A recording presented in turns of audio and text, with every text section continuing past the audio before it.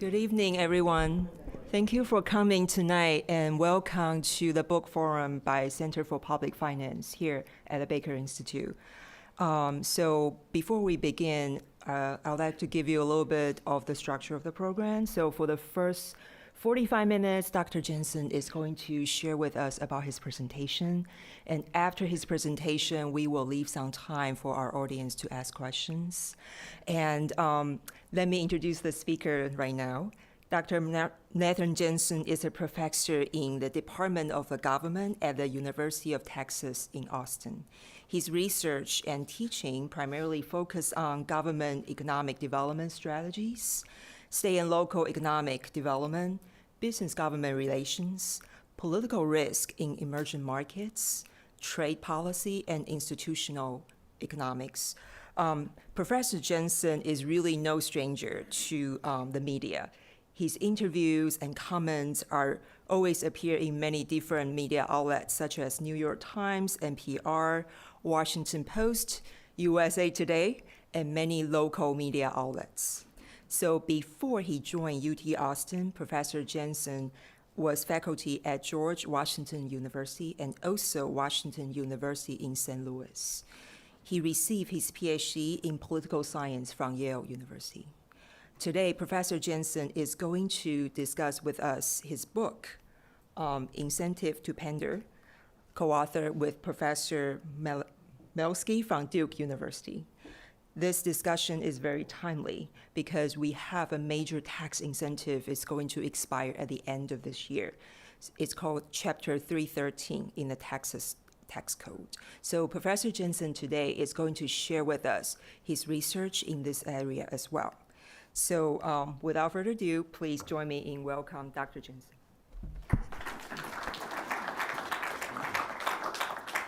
Thank you so much. And if anyone can't hear me at any point, just kind of put your hand up. Timely, it's kind of interesting to think about, is this a timely topic? I actually tried to find the oldest economic development incentive I could find, like what was the first firm that got a tax break? The year was 1640, and it was an Italian, I think it was clothing maker.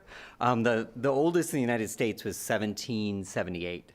Right, and tonight in Austin, in my kids' school district, Austin AISD, they're actually having a hearing right now for a tax break for NXP, a semiconductor fab, a Dutch semiconductor fab.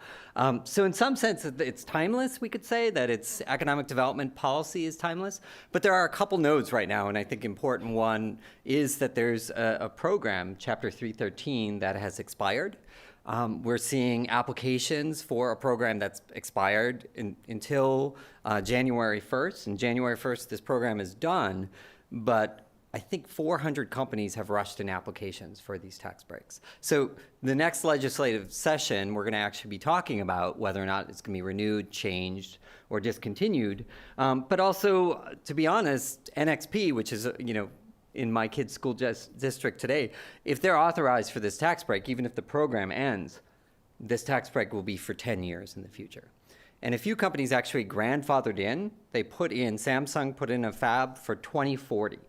So they're getting their application in place for in 2040 when they build, they get 10 years of tax incentives. So the point is, not only is this important, a timely policy that we have to make a decision on, but I think the honest point is that there are long-term repercussions for how we structure economic development programs. Now, I'm following the election, so I was actually kind of careful here. I showed you both the book cover, but also our alternative book cover. We are actually debating between two book covers. Everything seems like it's partisan, right? You think everything is partisan. This is one of the few policy areas that's not particularly partisan. And in Chapter 313, this program that I'll talk about later, I testified and presented my research. The two groups that were in opposition to 313 was the Texas Public Policy Foundation on the right, and at the time when I testified, it was the Center for Public Policy Priorities, which is now every Texan on the left. The right think tank and the left think tank were against this program. But often politicians, in particular incumbent politicians, are champions of these programs. So on the left, we have Donald Trump in Indiana for Carrier, manufacturer, where he took the podium and said, I'm saving Carrier in Indiana. Carrier was actually talking about moving their operations to Mexico and moving, I think it was 1,500 jobs in total to Mexico, and that he brokered a deal between the state of Indiana and Carrier for a $7 million upfront cash incentive with some performance criteria. The point is that he was at the podium saying, I kept Carrier here. The bad news is most of those jobs still went to Mexico. After the fact, at least 50% went to Mexico. But again, to not be partisan here, on the right, I don't know if you recognize the man in the middle with the big check, Terry McCullough, the governor of Virginia, former head of the DNC, literally presenting a big check to a company. This is a Chinese manufacturer that turned out to be a scandal. It was a company that was basically essentially made promises of what they could produce, at what wages they could produce, and they couldn't deliver. I lived in Missouri for a long time. There's another company called Mamtech that almost bankrupted a town because the town raised bonds for an incentive for a Chinese sweetener company. Kind of think of it like Sweet and Low. And it had claims of all their manufacturing capacity and their technology. And it turns out a lot of this was fabricated. And no one did the due diligence to know whether this was a legitimate company or not. I know that's a depressing way to start, but at least the good news is, I'm not talking about something that's particularly partisan. It's a policy, right? And we can think hard about these policies. And in some sense, what's kind of the interesting part is why do we sometimes see policies that both the right and the left are critical of, yet they endure? And that's my research. What we're going to talk about today is very briefly, and I know you guys are all here in the evening after long days. I drove in from Austin today. So I'm going to give you some pictures of incentives and talk about some incentive deals, but I think you probably know what I'm talking about already. And the idea is we're not talking about tax cuts. We're not talking about regulation. We're not even talking about business policy generally. We're talking often, in some cases, it's literally discretionary programs called deal closing funds, where a governor or some subset of legislators can offer a special deal to a company. Or there's state or local programs. Here in Houston, 380 agreements. This is local incentives can be used, right? The point is these are targeted at individual firms. I'll just give a couple examples and happy to answer any cases. Now, I'm a critic of these programs, partially from where I sit, and that's in academia. And it's difficult to find very many academic studies that are very positive on many of these economic development incentive programs. I'll talk a little bit why that's the case. And this is not to say that all incentives are bad or all programs are bad, but I think the weight of the evidence is that they're overused, right? And that's what most of the systematic evidence says, that one, they're overused, and they're not particularly well thought out, meaning there's better ways to do this, right? And that's the academic perspective on economic development. What I'm going to focus on also, and this is part of my book, is if you believe this story, that there's something wrong with this strategy of cutting a check for a company to try to get them to invest in your district, if a politician knows that this isn't the best strategy, why does it endure?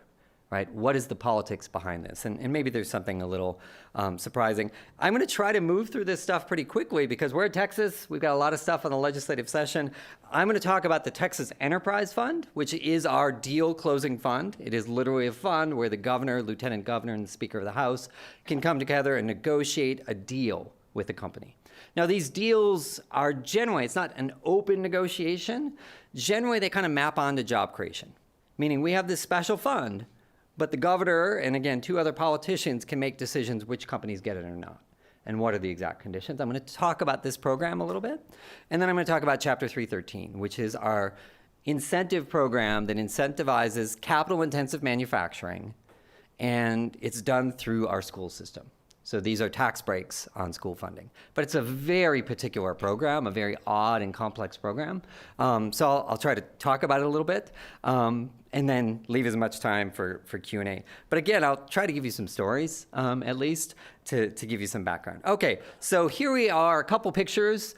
First of all, Samsung, Tesla, Foxconn, and what will be the Amazon HQ2 in Arlington, Virginia, right? And I'm just giving a couple examples. What's an economic development incentive? What does it look like? Tesla Gigafactory, this is in Austin, not too far from my home. Tesla was considering Oklahoma as an alternative, Tulsa, Oklahoma as an alternative location, and they're negotiating between Texas, Austin, Texas, and Oklahoma. What did they do? How did this negotiation work? First of all, they had a project code name, right, which is very common. So no one knew exactly what company was negotiating. We'll talk about transparency later. But they started negotiating with the city, the county, and then also putting in for Chapter 313 for school taxes, but also Texas Enterprise Fund. So what's the point here? We have multiple layers of programs, which that alone makes them hard to analyze. You know, if someone says which program was pivotal in bringing Tesla, we're not sure, right? And that makes it particularly difficult. But what's the story behind this? The story behind this is the city of Austin didn't give them anything. City of Austin has largely paused giving incentives completely. They've given some for creative arts, for small business, but in general, you can't get an incentive as a company. And that's been not a policy decision necessarily, but if you talk to members of Austin City Council, we're booming. What are our problems? Infrastructure, affordability, right? Taxes, we want more tax revenue, but at the same time, we're not going to give tax breaks in order to get tax revenue. So the city of Austin is kind of a no. Interestingly, Travis County, where my county that I live in, actually put a moratorium on incentives. They actually said no more. They literally had a policy that we will no longer give incentives. And they actually reversed the policy for Tesla. So it was a full, and if you talk to, again, you can talk to some of the commissioners, they felt a little flat-footed. They weren't ready for this. And there's some misgivings about the negotiation. So Tesla negotiated tax breaks in exchange for job creation. The problem is the job creation is only capped at $15 an hour. So that's what they have to pay. Now, again, they can pay higher than that. My nephew works at H-E-B. He actually works at Central Market in Austin. He makes more than $15 an hour, right? So the point is these are not high-paying jobs, which is often what you want in the auto. So I think there's a lot of perception that this was a pretty bad deal from the county. City gave nothing, but they got a Chapter 313 abatement as well, which is Chapter 313 is not negotiated. It's kind of an automatic. If you get it, it's yes or no. So they have a very deep incentive for their taxes and local schools. Okay, that's probably way too long for just like one example. This is my home state of Wisconsin. This is Foxconn. Google it if you're interested. It fell apart. It was a deal that was supposed to be, you know, one of the deals of the century. I'm a little close to this because my family lives close to there, and there was use of eminent domain, so people's land was taken for Foxconn. Also, there were special environmental exceptions given to Foxconn that wasn't given to other companies. So both environmentals were upset, but so were other companies saying, why are there different rules for Foxconn? The short story is that this is was a disaster, and some people say this is why Governor Scott Walker possibly lost re-election. The point is, like, I'm giving you the most extreme case of what could go bad, okay? I'm being fully honest here, but that's my home state. Two other ones that are actually thought of much more positive. One in the upper left corner is Samsung, which, by the way, they don't run the water anymore. We're in a water shortage in Austin. Kind of weird that we have fabs that use a ton of water and they just turn off the fountains. It still uses millions of gallons of water, right? But it's thought of as a successful company because, first of all, it's been in Austin for 20-some years, right? It's a company that came, actually one of the early recipients of a 313. They got city, they got county, they got state, Texas. They got the full suite of incentives, but they generally, the perception is they're a clean company. They import some raw materials and they export everything abroad, right? And what that means is it's not competing with local businesses, right? They're not competing directly with Dell. They're competing with other global manufacturers and generating revenues. So it's thought as a very positive. The only negative is that's still in Manor ISD, north of Austin. They actually got in a bidding war with another Texas city, Taylor, Texas. So there's a huge expansion going on in Taylor, Texas. And I think, again, talking to Austin City, they're like, what's going on here? Like, this was a mainstay of our community. We've given them everything for 20 years, and then a new bidding war starts. And Taylor, Texas offered very, very deep incentives to move this company. And there were actually two Chapter 313 applications, meaning the state of Texas got two applications from a semiconductor manufacturer competing against two Texas locations. Like, that's not the way it's supposed to work, right? They had a third location. They said, we might go to New York. But it's like the spirit of the idea of, like, let's have an economic development program that facilitates more growth in Texas. At least there's some misgivings, right, of how this is used. And in the end, I was surprised. I thought they were just trying to get a better deal from the city of Austin and the county and to get a 313. But they announced they are moving to Taylor, Texas. And they put in 11 313 applications every 5 years or so. So basically, they've grandfathered. This is a program that's dying. It's ending. So you don't have to build. But if you think you're going to build a fab in the next 20, 30 years, you can put in these applications to make sure you get these tax incentives. So Taylor, Texas, we don't know what's going to happen. There could be $200 billion in fabs going, or there could be nothing, right? The point is that they've used these applications as a way to grandfather in. Program, again, that's done on January 1, but there it's at least 2040, maybe it's 2043 is their fab. So it's a good story of a company we want in our community, but the way that this negotiation happened has been kind of unsettling. And then we have Amazon HQ2.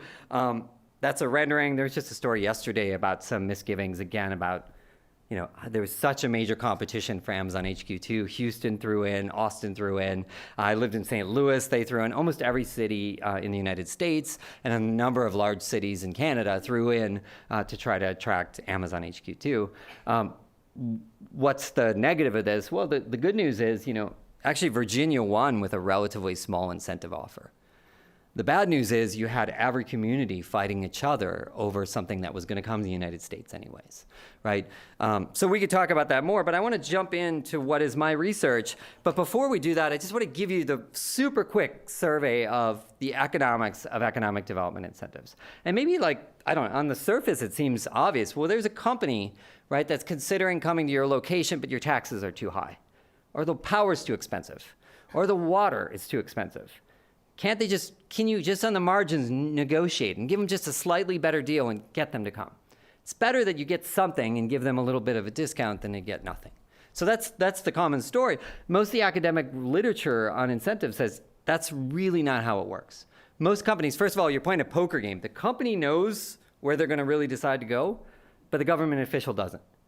Right? So you're trying to play this game and figure out how much money do I have to give Tesla to come to Oklahoma. My gut is Tesla was coming no matter what. Right? And it's because as soon as Texas authorized their incentives, they had the bulldozers already starting to build and prepare the site. It's there's no way you could have that so ready. You were coming no matter what, weren't you? Right? The academic literature, which I'll mention, is that the majority of these companies were probably coming anyways. Doesn't mean that everyone, right? It's think about baseball, right? It doesn't mean, but if you think you're hitting 100% every time you throw out an incentive that was necessary, the academic literature does not support that at all. I'll talk about it very briefly, but I did some work on Chapter 313 as well. The others, it's just simply expensive, right? And there's some irony of you want to build up your tax base and you do it by giving away tax revenues. Right? But also when we look at the cost per job of many of these incentives, again, they're really, really expensive. I'll give you a quick example, but then finally distorting. First of all, the obvious distortion is if you're giving Amazon tax breaks, but you're not giving local businesses tax breaks. Are you pitting large companies against small companies? Are you picking some companies over others?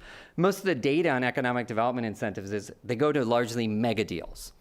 Large companies are the largest recipients of economic development incentives. So just that alone might mean you're privileging big business over small business. There's other weird distortions, I don't know if this is obvious to you. I was just doing some grocery shopping and, there's automated checkouts, right? And I always think H-E-B, again, my local grocery store, how do they make that choice between labor and capital? Or think about any kind of automation decision, a factory, thinking about what do we do? How do we make that choice? Well, part of that has to do what's the cost of labor and what's the cost of capital, right? So as labor costs go up, you might automate more. Or if capital costs go up, the machinery goes up, you might use more labor. So irony is most of the incentives that we talk about are property tax abatements. They are abatements on capital. So you're getting a break on capital, but not a break on labor. So there's actually some research that says economic development incentives are robot incentives. It actually encourages more automation. And again, this is nothing against automation, but it's an irony if you're talking about economic development as a job creator, but the type of program you're doing, you're not incentivizing per job, you're incentivizing per robot. So there's a lot of these when you think through distortions in some of these economic development programs that, again, I'm happy to talk about briefly. Okay, let me just talk real quickly. I said they're not effective, right? So that was the first part. Economic development incentives aren't particularly effective. There's an economist, Tim Bartek, who did a meta-analysis, which is basically we're going to take all the academic studies on economic development incentives. And there's wild different methodologies. They looked at what happens when you cancel a program. How many businesses no longer come? What happens with border cities, right? When one side raises their incentives versus the other. They did surveys of firms. They did matching, looking at microdata about the firm growth of employment versus what's the summary of all these different studies. The study is that between 95% and 98% of companies were probably coming without the incentives. So the vast majority of companies, and again, I've done research on this and I looked at Kansas, and I did some fancy statistics, but I also just ran a survey of the firms. I got the list of the companies that actually got incentives. And I thought, this is biased. They're not really going to give me an honest answer, but I made an anonymous survey, and I asked them, would you have come without the incentive? And 75% said they would have come without the incentive, right? And this is a particular program in Kansas. I did the same thing in Missouri. I can talk about some of the other projects I've done, but some of it is I did in Texas. I actually looked at the companies. Did they start building before they even put the application? And there's a bunch of examples of companies or they announced to the SEC, to their investors, where they're already going to invest, and then they were given incentives. So what's the research? The body of research says it's not that they're ineffective completely, right? It's just the point. If you're ever going to make an honest argument about we need this incentive program, you have to at least start with saying, we know that 75% of these incentive dollars are burned. This is like marketing, right? A friend in marketing said, we know 50% of advertising dollars are burned, and probably the other 50% are effective. Problem is sometimes we don't know which 50%. So they do serious studies. How do we figure out ways to advertise? But a no advertiser, Nike never would say that every time they advertise, 100% of their sales are due to that ad. Well, sometimes when people talk about economic development programs, they make it sound like 100% of the firms that came under these incentive programs came because of the incentives, right? And I'm just, if you remember one thing from this, say that's not true, right? And if anything, now a number of states are doing evaluations. So it's baked in their evaluation. Massachusetts did this. And they said, yeah, we agree. We're going to look at whether these programs make sense. What if these programs only swing 25% of the companies? Are they still cost effective, right? Because if you're hitting a home run, right, it's okay to hit bat 250, right? Or if you're getting, if you're getting a company that has such a big multiplier, it's an automobile company that's generating so many jobs, you might be okay missing on 3 out of 4. Right? But the point is you got to bake this into your analysis. And again, if you ever hear someone who says that tries to take credit for every incentive is responsible for every company, that is just not anywhere substantiated. Now, here's another one. I said they're expensive. And I know this is like probably the worst possible graph for like an evening after you've all had a glass of wine. But let me just explain it real quick. Okay? This is the state of Pennsylvania's evaluation of their own film incentive program. And in their own evaluation, they looked at other states' incentive programs. So they did a summary and said, hey, Connecticut, what did you find? Massachusetts, what did you find? And these are state agencies. So they're arms of the state, but often they're given some independence. And they tried to do an analysis that what if we assume, and that 100% activity incentivized, what if we assume when we give a film incentive, every single film is due to that incentive? So if Georgia canceled their film incentives, they wouldn't get any film. Let's make the strongest assumption possible. Does it still make sense? And it turns out that state ROI is for every dollar you spend on film, how much tax revenues you get back. 6 cents, 15 cents, 20 cents. They all lose money, right? And again, when you start to think through and look at these programs, like a film incentive program, they give 25 to 30 to 35% of the costs back to the filmer. So if Tom Cruise, and this includes salaries, Tom Cruise shows up and gets $1 million to film for 10 days in Houston, right? And Texas does not have this program, right? But if they did in Georgia, and for 10 days, and he gets 25 to 30 to 35% of that money back, or the film, and then he leaves, right? The point is, like, even when you kind of think through, these are really mobile films where they actually show up somewhere, film, and leave, of course there's not a lot of economic development. But the point is that it took us to actually do serious evaluations to look at what is the cost. And this is, again, film incentives are the ones that probably have some of the most negative returns, yet many states are continuing to expand their film incentive programs. This is kind of, again, a curious question. Their own agencies are recommending to cancel these programs. Okay, so those are the first two things, right? The first is they don't really swing that much investment. And then the second is even if they swing the investment, right? Some of them lose a lot of money. So that's the first 2 points I made. So not to be all negative here, I'm kind of a critic, but it's, what we know is that there's these distortions. It's expensive. It's hard to do. Again, it's a city government. Imagine a small town. Imagine Taylor, Texas, negotiating with Samsung and Samsung's professional consultants and lawyers, right? A whole team. Amazon HQ2 had their own set of negotiators going around the country negotiating with cities, okay? So just imagine that in your mind, a small community doing this negotiation. What's a better way to do this, right? If you believe that there's some problems with this, there's actually a lot of economic development research saying there's a very strong role of cities, counties, and states. One is workforce development, right? And that can be everything from invest in your local schools to much more detailed kind of, we're gonna try to couple with our local communities and invest in workforce development through on-the-job training, through community colleges. Huge returns to this, right?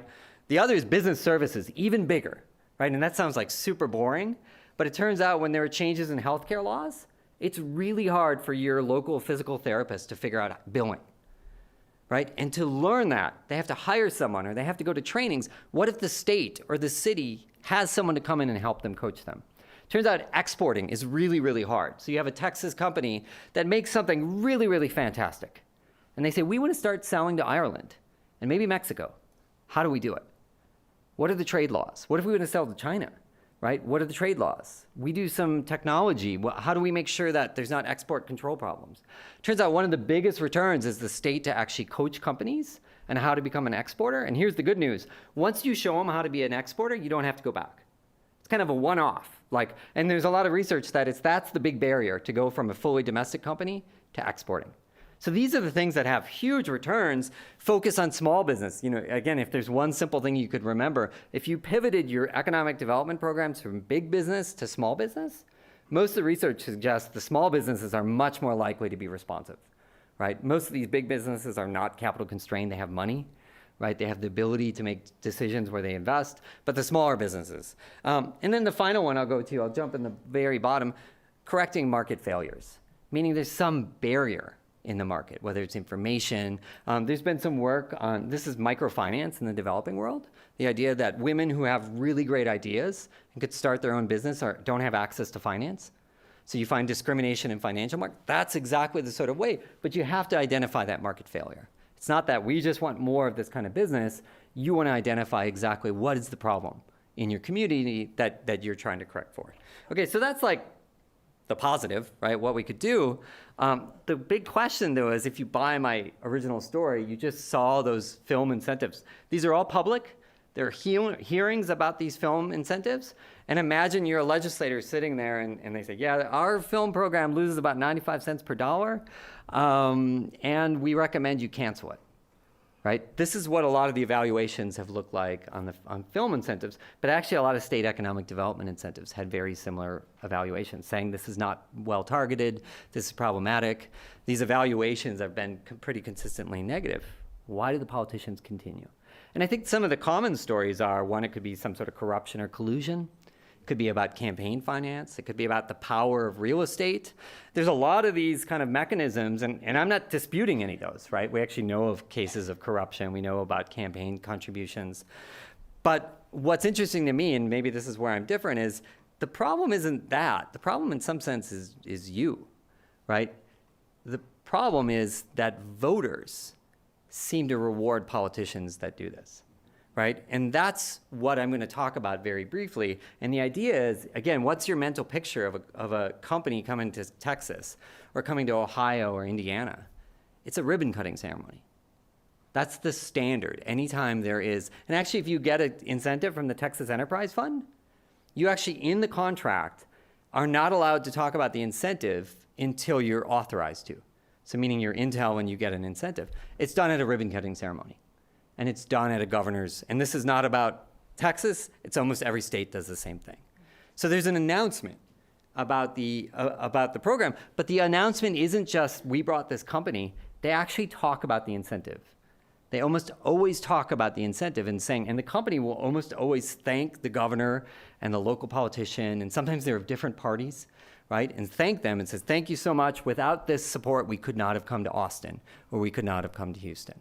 Right, the point is that unlike a smoke-filled room where you think politicians are getting money under the table, I showed you a picture of a big check, right? This is the mental picture you should have, right? A mental picture of a company and a politician thanking each other for this investment. So what I do in my book, and again, I'm going to go very quickly, we do a bunch of surveys of voters. That's where we first start. Say, what do voters do? How do voters reward politicians for incentives? And the point is, like, a voter doesn't know why a company comes to your district.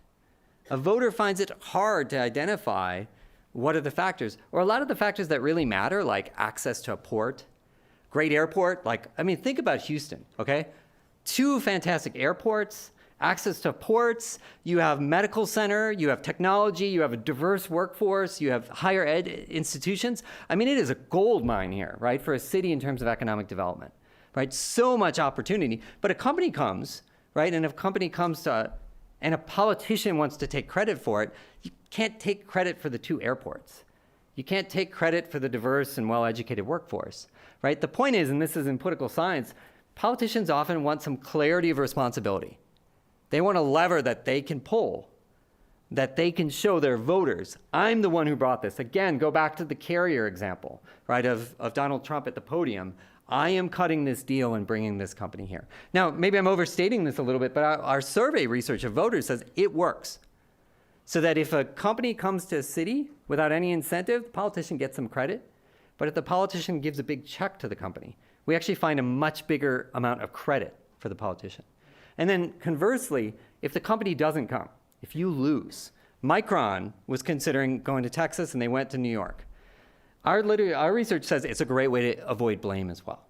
So Amazon HQ too, most cities were losers, right? Almost every city didn't get it. But by putting an offer on the table, at least again, if you buy our survey evidence, that you actually find systematically that's a great way to minimize blame. We tried. Right? If you only gave us more incentives, more tools, we would have landed it. So this is a really consistent across our survey research, but then we looked at data on mayoral elections. We looked at the local level. Mayors that are up for re-election, you see these cycles of right before an election, of more incentive use. You also find different types of forms of government. So a strong mayor who has, again, more like a president, is more likely to give big incentives. So we have a bunch of data in our book where we kind of show that there's something weird going on here. Right? And even again, if you don't believe any of the front part, there's something about voters that believe that these programs work despite us pinhead academics saying, no, that's not it. Right? And that alone can explain the overuse. Right? Simply, it polls well. Right? And that's why we're going to use economic development incentives.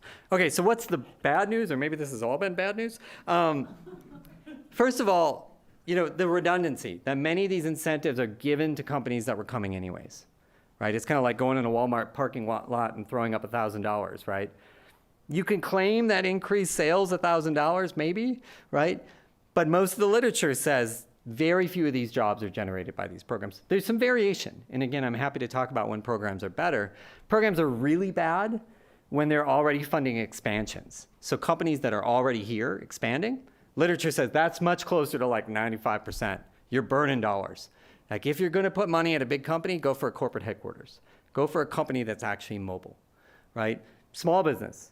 But the point is, overall, this strategy is not particularly good, but it's a good winning strategy for politicians. And now start following, again, we missed it a little bit, but if you look at the campaign literature, mayors, governors, opposition politicians are always criticizing incumbents on economic development. But as soon as they become incumbents, they kind of relabel these programs. And again, this is not partisan. It is the Democrats and the Republicans that do this, and they change it. They tweak them. They make them look better. They make them look different. Chapter 313, which we'll talk about in a second, they put a bunch of labor standards into Chapter 313 due to criticism. I was just looking at a bunch of applications. A bunch of these companies have one job. So they get millions of incentives at a very high wage rate, and there's all this paperwork about the wages. And I'm, wait, one job? Right? One job, is that it? The point is that these programs, some of them aren't particularly well designed even to generate quality jobs. So many of the reforms that you see of programs are often cosmetic. Does it get at the underlying problem of targeting the wrong companies, right? Do you do a better job of picking which companies would have, do you do a better job of actually generating high quality jobs? Make it a per job incentive if that's what you want. There's also a lot of criticism that many of these programs are not particularly transparent. And the lack of transparency of these programs makes it difficult to evaluate, makes it difficult to even see who's getting the incentives. Georgia's film incentive program is confidential tax data. So you can't even see who has it. And again, that is what it is. But you know, the Inflation Reduction Act, many of these subsidies, incentives for renewable energy are also IRS confidential data. So a lot of these programs, again, from the left and the right, when they're in their creation, they don't build in transparency. Now, maybe that's purposeful or accidental, but the point is that that's generally not a formula for good economic development policy. And then, you know, some of the other are, you know, let's change conflict of interest laws, let's be more careful of how we design these programs. It still is missing the big point. You're burning dollars, right, for companies that were probably coming anyways. And in a number of states, many of these are local tax dollars.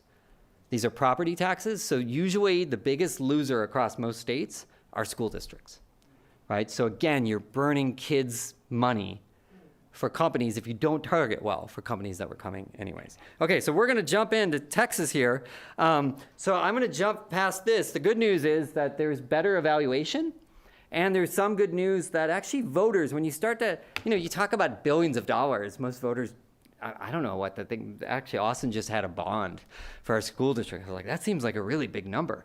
But I don't really know anything about it. I mean, it's difficult, right? Tangent, you know, what does that mean for me? What does that mean for future generations? Some of our research shows when you show there's trade-offs, when you show that you actually have to either fund more schools or you have to raise taxes, this is when voters become more. So the more you can make clear who loses from incentives, the more you can kind of correct this overuse. So the point is, like, politicians love tax incentives, and they actually hate incentives where you actually have to fund them. Because if you fund them, right, it's in your budget. And it's a divide the dollar. Someone gets more, someone gets less, or you have to raise taxes. And this is what, again, economists are often like, these tax incentives are really inefficient. Like, if you really want, like, renewable energy, don't give a 10-year tax incentive. Give an upfront cash subsidy. Like, that's way more efficient. Right? The government can borrow at lower rates than private companies, right? If they're capital constrained, give them capital. You'd have to fund that, right? That would have to. So tax incentives are often off budget. But if you can put them on budget, right? Again, there's some evidence that they work much better. Okay, I'm jumping here to Texas. Hopefully this isn't too fast, but I've done some research on the specific programs in Texas. The first set of programs, like 380, 312, these are local incentive. I'm happy to talk about them. I actually haven't done a serious research project on them. One is that it's really hard to get the data on these, so a lot of cities didn't release it until recently. But secondly, there's so much variation. It's a very flexible tool, and I think some cities do a very good job with them, and some do a very poor job with them. So it's hard to summarize. Happy to talk about it. But I specifically did research on two of the big programs. The Texas Enterprise Fund, this is the deal closing fund where the governor, lieutenant governor, and the Speaker of the House come together and make a deal with a company. Often that company already has the full suite of incentives, and this is on top. This is how we swing it. And then secondly, Chapter 313, which is up for renewal. Okay, Texas Enterprise Fund, what did I do? We were actually looking at the transparency of this program. So forget about whether it's targeted well, right? Let's just talk a little bit about the transparency of the program and what's missing there. And I'll talk about that in a sec. And then in 313, I did research to look at which of these companies were probably coming anyways, right? The fundamental first question, the but-for question, we say. Okay, so let me talk real quickly. Transparency of economic development. Maybe you all know this because this is kind of the heart of some of the big legal cases over transparency. Houston Partnership, also Boeing cases of economic development transparency. What's the point? Economic development often has special exemptions from public records requests. In Texas, that's the case, in many other states. So during a negotiation with a company, you often cannot request what they were given in incentives, what the incentive offer is. That's pretty much barred. What's complicated is, what if that company never comes? Can you get that number? What did you offer? All right, and in many states, including Texas, they can make a case that, no, this is still ongoing. Yeah, Amazon picked Virginia for HQ2, but we're not gonna release this, right? Because that would put us at a competitive disadvantage. Numerous states have done this, numerous cities have done this, where one, just in terms of the law, it's particularly difficult to get details on this. Secondly, I tried to get what Austin offered. I actually emailed the mayor. I've like talked to a bunch of the city council. I said, can I see the offer? And they're like, we don't have it. What do you mean you don't have your Amazon HQ2? We don't have a copy. You saw it, right? Yeah, but we don't have a copy. So there's no FOIA request. It was, well, who has the copy? The Chamber of Commerce has the copy, right? Chamber of Commerce, you cannot request public records from. They're not a public body. And there's an email exchange in Wisconsin, my home state, where they purposely moved their negotiations with Amazon HQ2 to a special kind of non-transparent body. So they said, hey, we're going to get FOIA'd for this. Let's make sure to move it. So it's not just that some of these bodies aren't subject to public records requests, that this is particularly an easy space to hide these deals. No, there might be good reason for this, right? And I'll kind of accept that. Maybe you don't want negotiation publicly, right? And you don't want a negotiation between a firm and a company. And the companies are always worried that someone's going to quickly try to buy up the land before they have an opportunity. And so there's some good reasons. What I'm trying to do is look at what exactly are the motivations for this lack of transparency. I gave two real quick stories. Kansas was actually negotiating over a mystery company. I had a bunch of journalists asking me, what company is this? And I was like, how am I supposed to know? I'm in Austin. Like, they said, well, read through these materials, right? And it was a mystery company, not just a mystery to the media, to the legislators voting on it. So they actually voted for a special incentive in Kansas where only certain members of the legislature actually knew the identity of the company. So what is the company? And they said, we'll tell you what the job numbers are. We'll tell you what kind of technology broadly. It was Panasonic. It was EV batteries, right? But I said, what if it's a Chinese company? What if it's a European company? What does this matter to you? What if it's a company that has a dispute, right? What if it's Foxconn coming back again after this? Don't you need to know the identity of this company? And then afterwards, it was revealed it was Panasonic. And now journalists are particularly upset because they signed non-disclosure agreements with Panasonic going into the future. So even that this deal has been signed and done, nothing can be released because of these NDAs. And there's a movement nationally to ban NDAs in economic development. But this is, again, another layer. Okay, you guys look like you're bored already. Let's get to the good stuff. Texas Enterprise Fund. What did I do for my research? And this is with was a grad student at the time, Calvin Thrall. I said, I'm just curious, what do these companies promise and what do they deliver? So I put in a public records request saying, I want every Texas Enterprise Fund application, so what you put on the application, and then what the contract was. And then I'm going to go collect secondary data and see whether jobs match what you promised. So that was my starting point. And I thought, oh, this is, easy, easy, easy. And then my wife went to the mailbox and said, what did you do? And I said, there's a letter from SpaceX and Apple, and it's really thick. It's their lawyers. So they challenged my public records request. And this is completely legal, and it turns out not only does this slow down the process, so I talked to some journalists, and they're like, this is great for the companies. So the companies get 30 days to respond, and then they have a ruling, and then there's another 30 days. So if you're a journalist trying to break a story quickly, right, 60, 90 days at best, right? And you still might lose the legal challenge. So this is, me being the nerd, I was like, well, this is kind of interesting. Like, what are these companies? You guys know the Barbra Streisand effect? Barbra Streisand tried to get planes to stop flying over her property. So everyone started flying over her property. It's like, what is she hiding there? So this is our starting point. What are they hiding? What are these companies challenging? What are they afraid of? SpaceX and Apple, mail in my house. And some of the challenges is hard to tell. They challenged everything. I just asked for the applications, and Apple was particularly aggressive, saying, you don't get anything. And some of it's like their quarterly financial reports, like part of the application. No, you can find that on your own. We're not giving that to you. So Apple was just like, we're just going to make your life difficult. A bunch of other companies had very specific things that they wanted to end. So it's hard to summarize because we got 42 out of 160, a big chunk of companies challenged. What we wanted to figure out is, can we figure out what they're hiding? Like, what exactly is the problem? And it turns out that what they were hiding is many of the ribbon-cutting ceremonies and the promises of jobs are sure enough in their application. They say 100 jobs in exchange for $2 million. It's in their contract that within 3 years you have to create this many jobs, 5 years. This is what the Texas Enterprise, it's got clawbacks. If you don't actually deliver, they're going to take the money back. It goes on the website, Texas Enterprise Fund. You could see which companies get them, right? It looks like a very clear, transparent program. Problem is there's a bunch of amendments. There's a whole bunch of amendments to these programs. And the amendment means we're changing the contract. But there's no like second ribbon cutting ceremony that's telling you what it. So let me show you quick. And the quick story is there's a high correlation between those who challenged our public records requests and those who were hiding amendments. Now, a few companies like Apple, I think they just hate academics. I don't know why Apple challenged so heavily. So there's different strategies. Some companies have different things that they don't want released, but there's a very strong correlation between the amendments and challenges. So what's the data look like?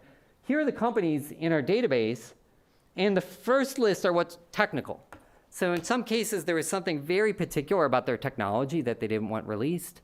There's something about their suppliers that they talk about, kind of business. We, kind of coded it as like business decisions, or there's certain particular reasons why they have an amendment. Some of them are companies that were actually just bought and sold, so they're just literally changing addresses. So there's a bunch of these amendments that have changes in the contract that seem pretty innocent, make sense.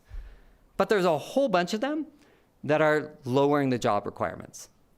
And one of them is the job target, literally saying we promised 100 jobs, we really meant 75, right? A whole bunch of them lowered their job targets. Now, in some cases, they lowered their incentive proportionally, and in some cases, it wasn't proportional, right? We haven't quite figured out like how that negotiation goes, but the point is there's no public announcement.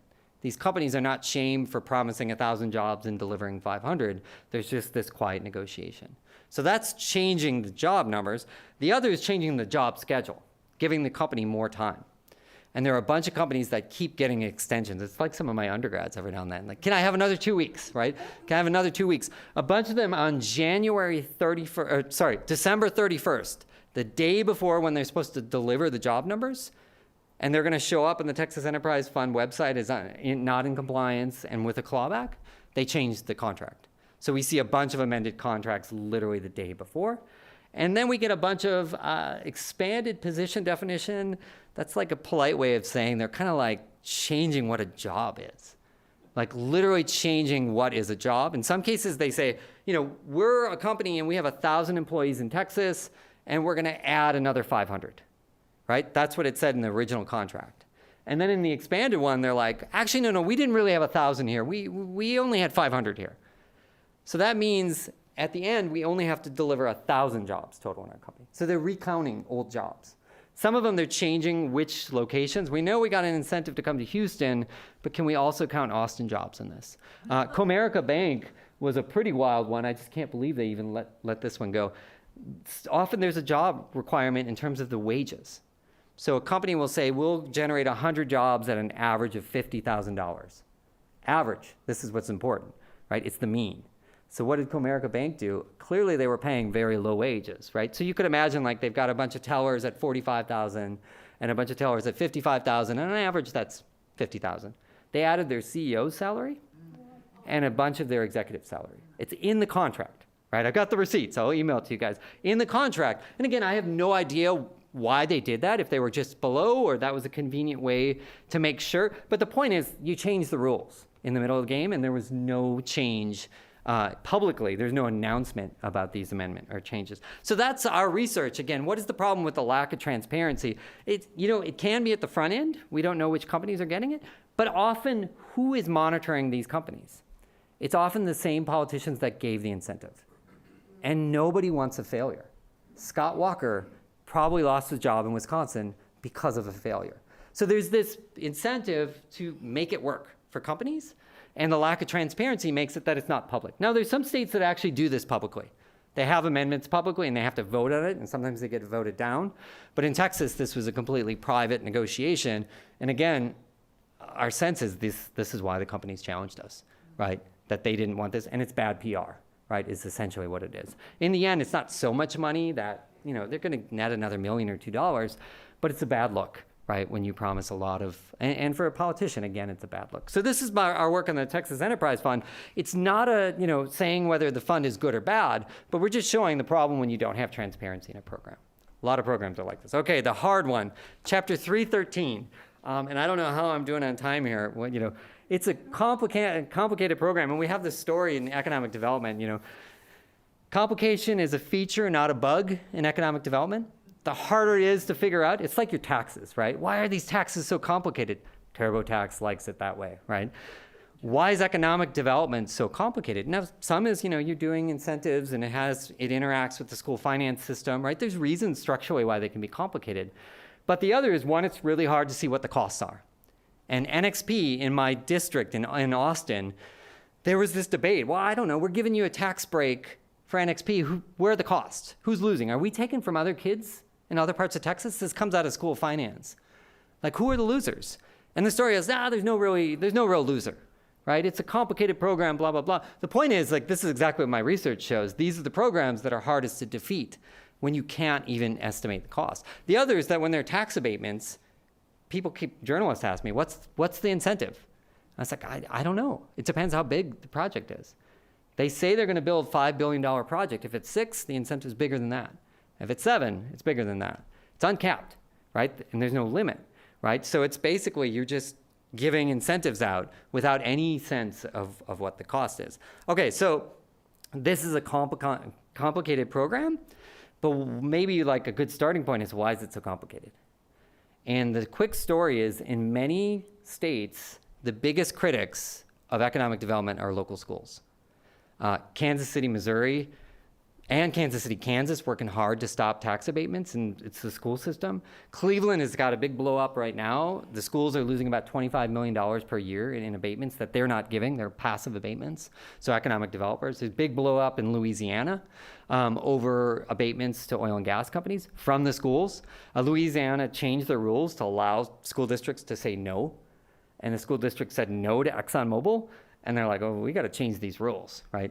They actually claw back the power from. So the point is, the school districts are not the friends of these programs, because often they're the ones. In Texas, the design of the program is to get these school districts on board, right? And that's what 313 does, and that's in some sense why it's so complicated. What's the real quick story?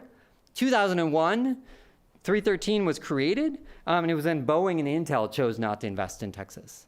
And the story was, these are capital-intensive manufacturing, and we have high tax rates on capital, particularly on property, right? And that's true, right? This is Texas. What do we do? And there was a fall in the site selection rankings. So Texas, you often hear this, the Governor's Cup.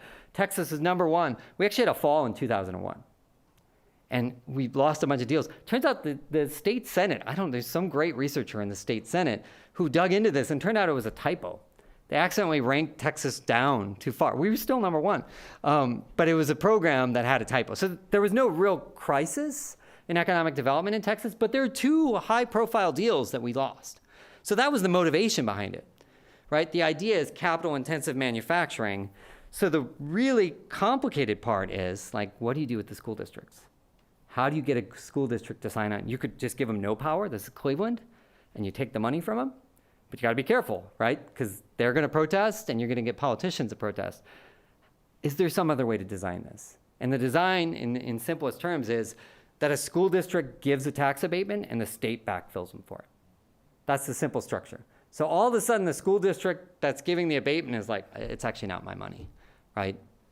But even more important than that, part of this is the complexity of school finance, that some school districts actually make more money giving the abatement than not giving. And this is Houston, this is Dallas, this is Austin. These are the recapture communities, school districts, and it's because of school district finance. Complicated, but even simpler story as well. These school districts also can ask for a supplemental payment. And in the early days of the program, these school districts would take as much as 40% of the company's tax abatement dollars. So they would say, yeah, if you want to come to my school district, I know I'm just like a little school district, give us 40%. In the early stages, you see these contracts with the school districts, and this is outside of the school finance formula. So they don't have to, again, if you're Austin, you don't have to share it with other districts. And then in 2013, there's a change. The companies got upset about this. They capped how much the school districts can actually get. So now it's $100 per pupil.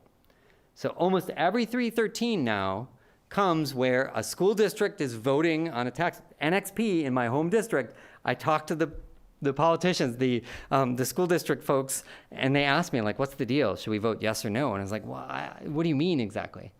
And the consultants are telling me if the company's coming no matter what, as a school district, we make more money giving the abatement than not giving. Is that true? And I was like, yeah, that's true. That's the design of the program, right? So yeah, it's like common pool fishery resource. Like you can keep fishing and fishing as much as you want. You're taken away from other kids in Texas. But I know as you as an individual school district trying to fund your kids, yeah, this is the way the program's structured. And this is kind of, I'm not saying anything like, you can go on the comptroller, they actually have a summary of this program. State auditor had a summary of this program. Everyone knows this is the way the program works. So one is like school finance is being harmed across the state because of this. But the other is the obvious point. School districts always vote yes, even when they don't want to. Port Isabel ISD had a LNG plant that was going to be just 2 miles from the school. Parents were really upset, saying, how are you going to let this potentially dangerous manufacturing facility so close to the school? And there, you can like go back and read the transcripts of the school district. And the school district was basically like, you can find the PowerPoint present. The consultants are like, it's coming either way. So do you want your dollars or not? Do you want the supplemental payments or not? So this is what's going on. Surprisingly, Abbott ISD just rejected one of them last night. NXP might get rejected in Austin today. Round Rock rejected one. I've never seen this before because this program was this seamless program where every school district always votes yes. But there's some more tensions on the ground, and there's some, honestly, there's some school board people who are like, we just don't think this is a good program. We think this is harming other kids around Texas, and we're voting no. But you're leaving dollars on the table, right? And they know it. Okay, so this is the program that I'm talking about. We don't have to go into too much detail, just costs and benefits. I did some data work a long time ago, 5 years ago. And, you know, at that time, there were 311 programs. From 2001 until then, there's actually 400 more programs in the first 6 months of this year. So there's all these applications. So at the time when I was doing my analysis, they were guessing it was going to cost Texas about $1 billion a year in lost revenue. I have no idea what that dollar amount will be because it depends how many of these 11 Samsung fabs are built, right? We don't know what's going to be built. But the point is, and the funny thing is if you look at the applications, this is the other trick of the program, there's actually a lot of renewable energy in the program. And renewable energy is a great, again, my political science hat, great way to get the Democrats on board, but also rural areas that probably wouldn't get any of these incentives otherwise. So it was this weird coalition of renewable energy and manufacturing, but the biggest percentage dollar amount of recipients are the petrochemical companies. The number one, the first applicant was Dow Chemical. Barbers Hill ISD is the biggest recipient of 313, oil and gas, right? The point is it's kind of strange bedfellows, the renewable energy and the oil and gas. But, you know, for me, again, sort of dispassionately, what's weird to me about this is if you want to design a good economic development program, you get the most mobile companies in the world. Headquarters, right? That's what you do. These are energy companies with geographic constraints. Like, where else are they going to go? If you're going to sell power on the Texas grid, you're in Texas. If you're on one of these pipelines, Louisiana or Texas, right? Those are your only real options. So again, from just like stepping backwards, most countries tax, right, immobile capital. But in this program, it's actually this weird design where it's mostly companies. Again, if you think about the but-for, most of these companies were probably coming anyways. So it's a very curious, odd program. The only other thing I'll add real quickly, I know there's a ton here, there's a really, really large application fee, up to $150,000 for this fee. So my school district has 2 applications from NXP. There's some wiggle room. It was $125,000 per application. So $250,000, that's a really high application. Why is that? So that money can be used by the school district to hire consultants. So every school district, so the consultants show up, and there's a small subset of consultants show up to the school district and say, NXP is interested in a 313. And the school district officials are like, what's a 313? Like, I educate kids. I'm not an economic developer. There's like, this is the deal, right? It's free money for you, right? We do all the paperwork. And if something falls through and you don't like it, we clean it up, right? Meaning like if you start the process, right? If you start the process and you decide you don't want to do it, but just entertain an application. So I've actually seen some of these contracts. That full amount of the fee doesn't go to the school, but it goes to the economic development consultants on the school side. So the school has a set of negotiators that are paid for by the company, which is kind of weird, right?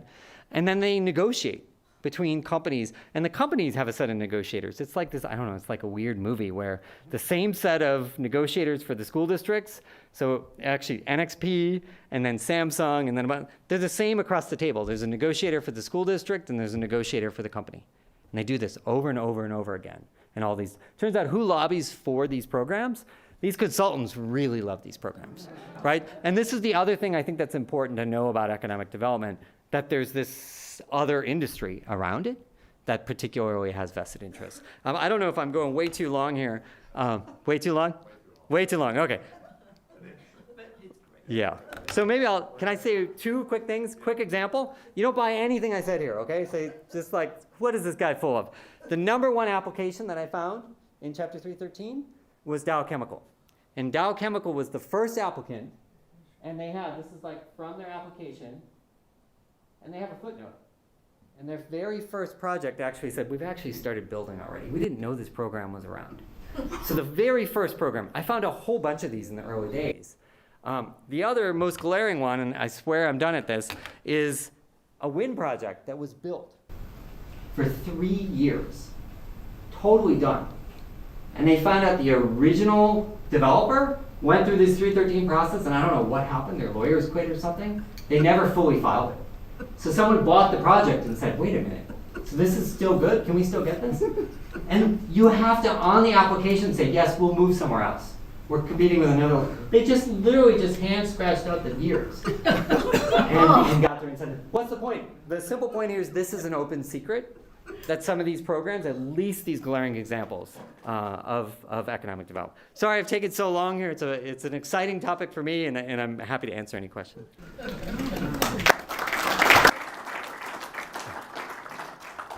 Yeah. Should I take going questions? Or? Yeah. Yeah. Go ahead. Thank you, Andrew Barrett. Thank you very much for a cogent, excellent presentation and for coming from Austin today. Two-part question, one quantitative, one qualitative.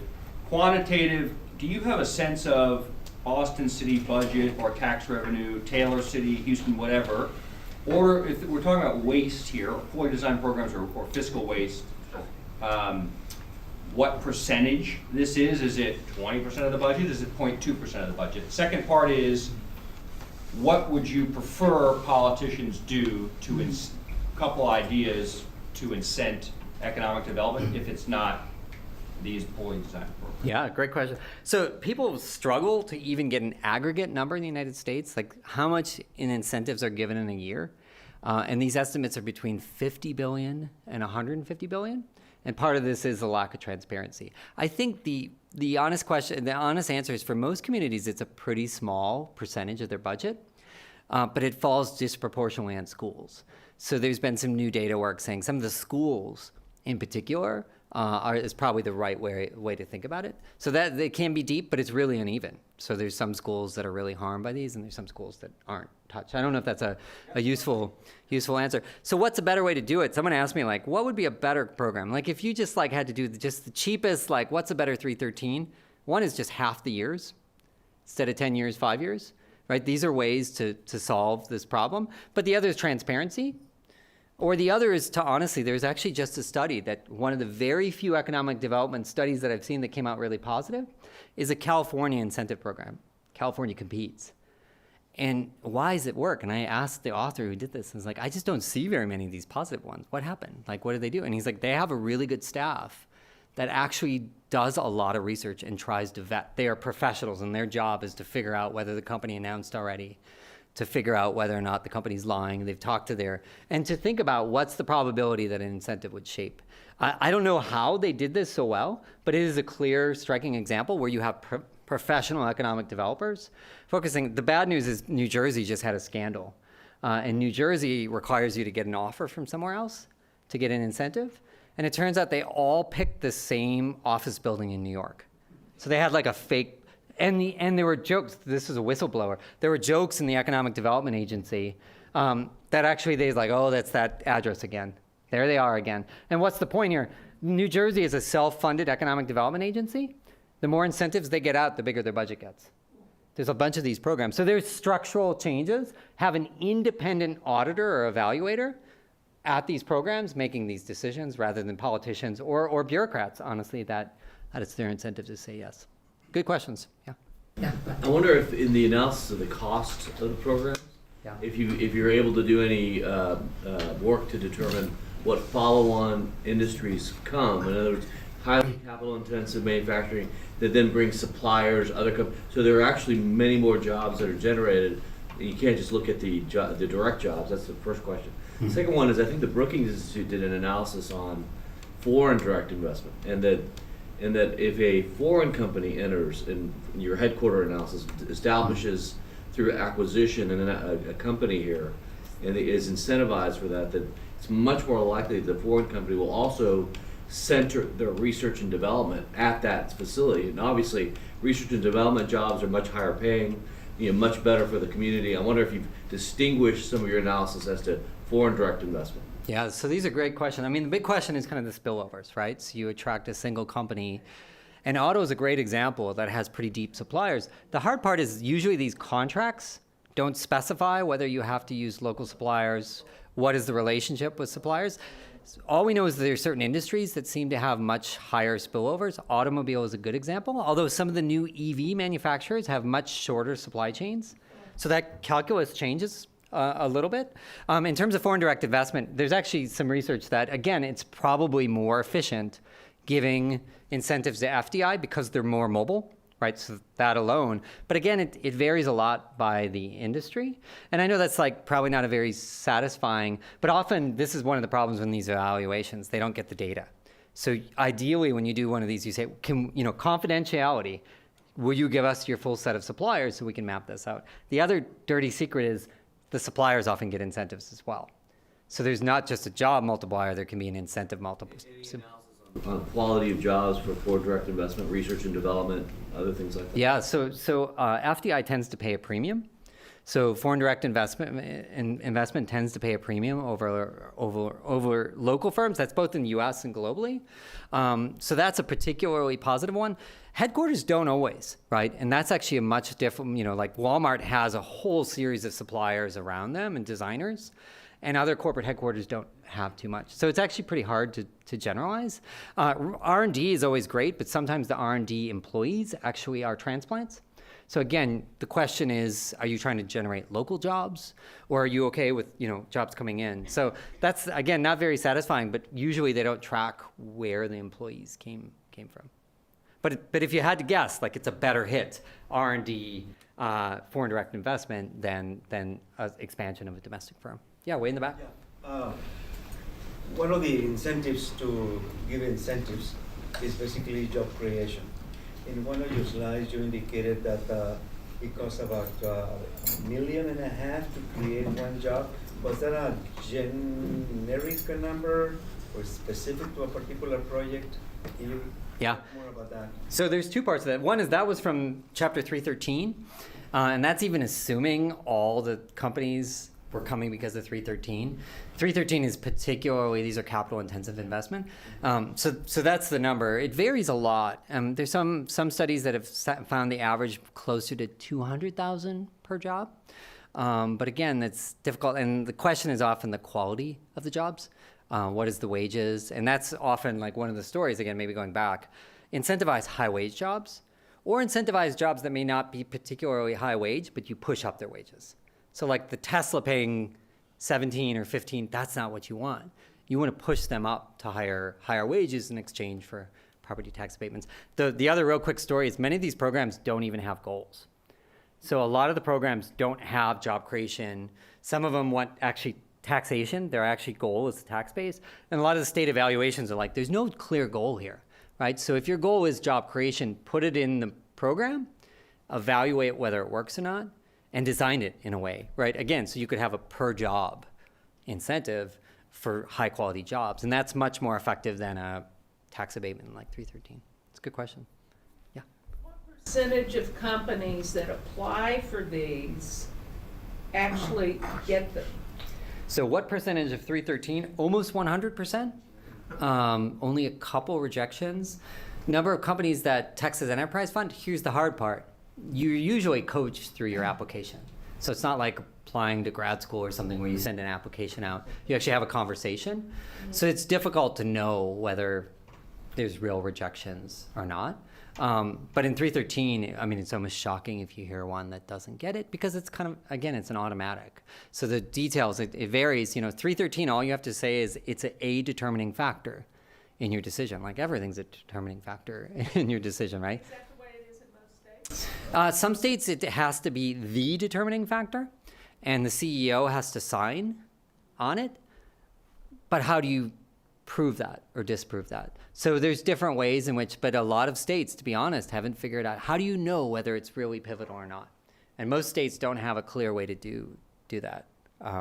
Other than, again, it's kind of like baseball, swing at the best pitches, right?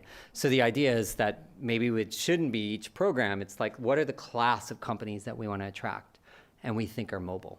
And Austin, and good for them, has decided companies are coming anyways.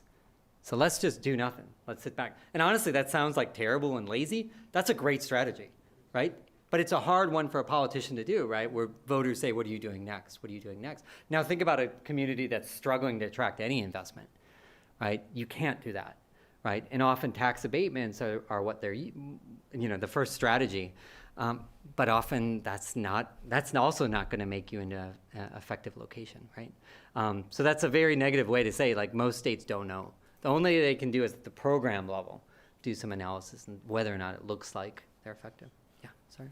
Mark Hollaby, I went on 313. Oh, yeah. I read 313. So one of the questions on 313, with all of the money that it generates, okay, how much of that money, is anybody able to figure out how much money actually filters back into the politicians' PACs and political Yeah. contributions? And Yeah. how much of that is happening? Because I've got two examples. One, of course, is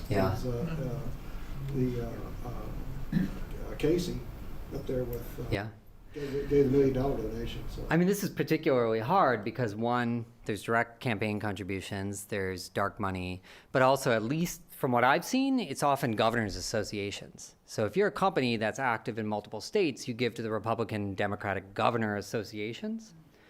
And that's the way your non-market strategy, as we call it. So it's difficult to track. And again, honestly, like if you're a politician, if you're a company wanting a tax abatement, you might not want to give a direct donation, right? Because that smells bad.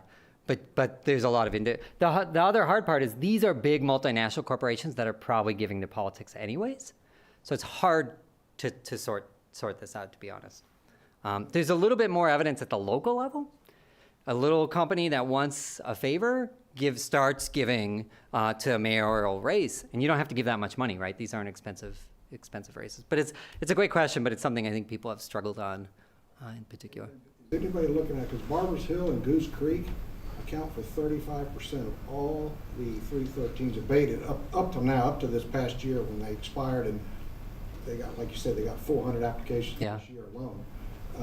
But is anybody looking at the inequity of two school districts controlling 35% of all these abatements? Yeah, and this is particular. I don't know how much people are into school finance. I mean, this is all out of the school finance formula, right? So these can go directly to a foundation. So it's difficult to track. We know how much the money is up front, but we don't really know the use.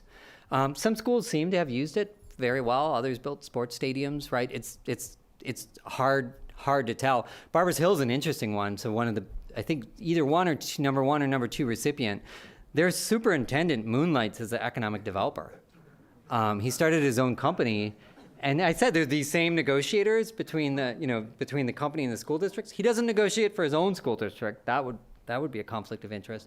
But you can go one school district over and negotiate with the same company that's negotiating with your school district. This is an old story, actually. Texas Observer documented this, 12 years ago. But I mean, again, this is why I sometimes say it's like I'm screaming into the void or boxing a glacier. I think Stephen Colbert said this once. I'm like, do you guys see this? Does anyone else see this? But the emperor has no clothes. In some sense, this is what we say, an open secret in terms of economic development. Sorry, it was too long, the story. Do you want to take the last one or? Sure, I can take that. Last question. Yeah. A quick one. Sure. Hey, You mentioned that there was that upfront money would be better, like a on-balance sheet solution versus like tax incentives. Is there any examples of that, or any, I just wonder more on that piece? Yeah, I mean, this is often how small business development programs work, and particularly effective. A cash-constrained small company that needs some, or even it could be in kind. Like Austin has a fashion incubator. So it turns out fashion's high value added, small individuals coming up, but the machinery is really expensive. So what if you buy the machinery and let people apply for a grant to use it, right? And it's a mostly cash upfront business, so if you can give them some small micro loan as well.